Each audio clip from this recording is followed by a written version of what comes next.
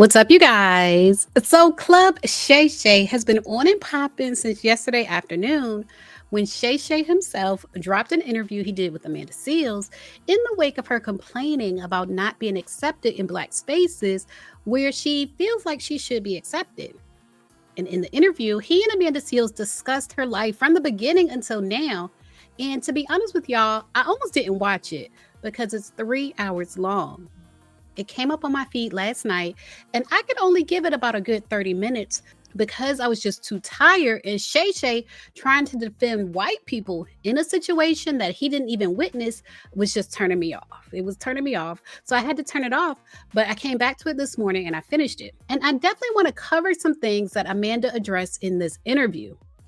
Number one, she announced that she's been diagnosed with autism, and maybe that's why she can come off as abrasive to some people. And she said that she's tired of protecting Issa Rae. And she pretty much exposed Issa Rae for not being professional in the Black Emmy Party situation. So I'm going to cover both of those topics, but in two separate videos. So first of all, I feel like I've been pretty neutral on the way I cover Amanda Seales on this channel.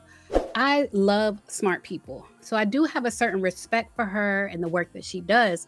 But at the same time, I've always looked at her as a person that either lacks soft skills or chooses not to use their soft skills in the way that they communicate.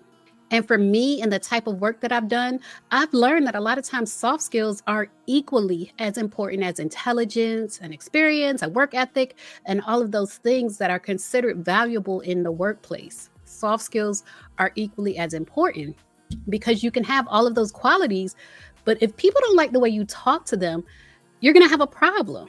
There are going to be problems and issues if people don't like the way you talk to them. And I've always felt, especially when Amanda Seales was hosting The Real, that either Amanda doesn't have or chooses not to use soft skills. I could never tell which it was, but I did notice that sometimes the way she talked on The Real came off as very demeaning, as if she was speaking to people that were below her level of intelligence. And no one wants to be made to feel like they're below someone else, especially when they have other skills that the other person either doesn't have or doesn't use. And I remember doing a couple of videos about Amanda Seales' face when emotional moments would happen on The Real. And I didn't know what to think or why she would look so deadpan in the face. Like when Jeannie announced her engagement to Jeezy, and Amanda was looking like, okay. And when Lonnie Love was crying about nutrition and growing up in a food desert, and Amanda Seales looked so lost. I remember doing those videos and not knowing what to think, but just knowing that the looks on her face didn't really match the vibe of what was going on in the conversation. So when she kicked off this interview announcing that she's autistic, it all kind of made sense to me.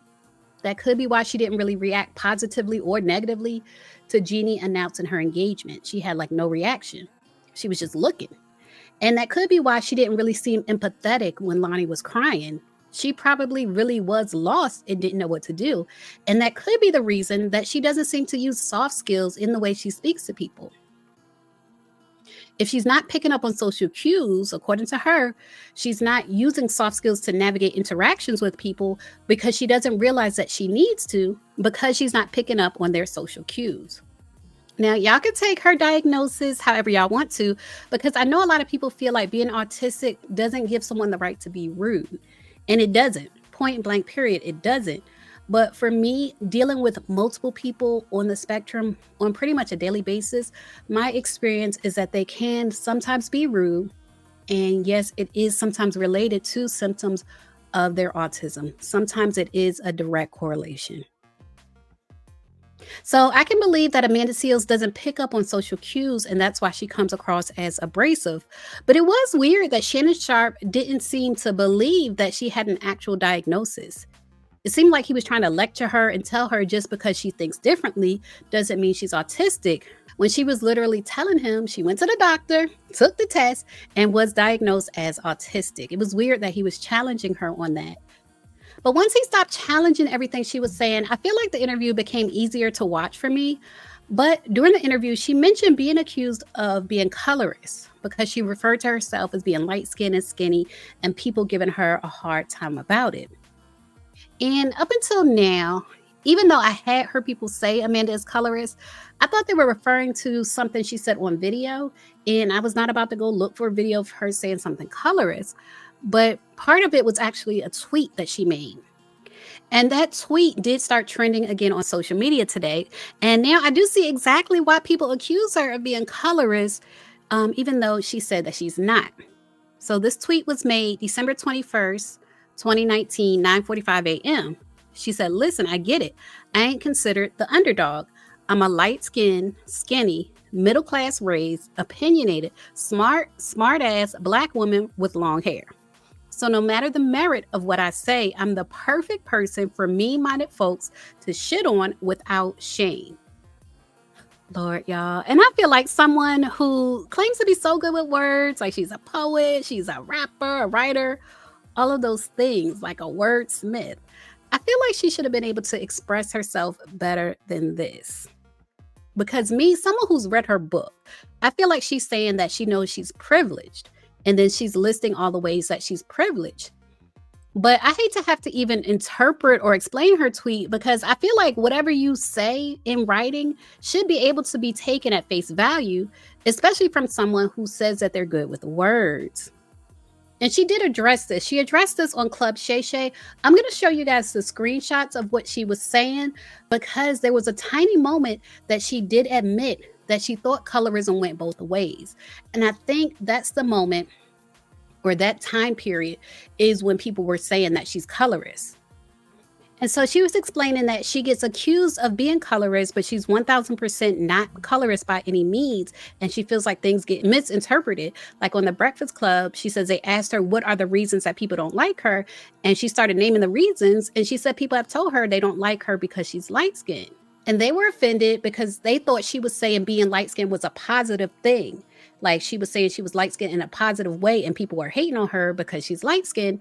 And then later she said in the interview, if you look at the last remark, she said it took her a little bit to understand that colorism only works one way. It's the same as racism because there's a power element in it. And so power, it doesn't flow both ways. Like it's a hierarchy of power with racism and with colorism. So no, it doesn't work both ways. And she did for a second admit that at one point she thought it worked both ways. So when she's saying things like this, like making tweets like this about being light skinned and skinny with long hair and people hating on her, there probably is an element of her feeling like people are being colorist towards her. But at this point in time, she realized that it doesn't work both ways. And so that's not something that Shay Shay really dove into. And I do think she should be more clear about the fact that at one point in time, she was mistaken. And her vibe now seems to be that she wants to acknowledge that she's privileged. It's not that these things are necessarily positive, like having light skin or having long hair. She's not saying they're positive, but she's saying they're privileges that she knows that she has, and she wants to communicate that she knows she's privileged. But for her to be a writer and so good with words, you would think she would be able to express that more clearly. But again, that goes back to not really having soft skills and understanding social cues, which she says she has a problem with because she's autistic. So y'all leave a comment. Let me know what y'all think about her announcing that she is autistic. She has received a diagnosis. And what do y'all think about her saying that at one point in time, she did think colorism went both ways? And for clarity, she was trying to find the word. It's not that it goes both ways, but yes, light-skinned people do experience like bias and bullying. They do experience that, but it's just not under the umbrella of colorism, because colorism specifically is under the umbrella of racism, which is a hierarchy of power that only goes one way. So y'all leave a comment and share your thoughts.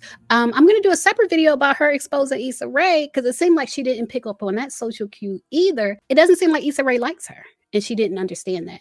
But y'all leave a comment and share your thoughts. As always, thanks for watching. Layla, Layla, Layla,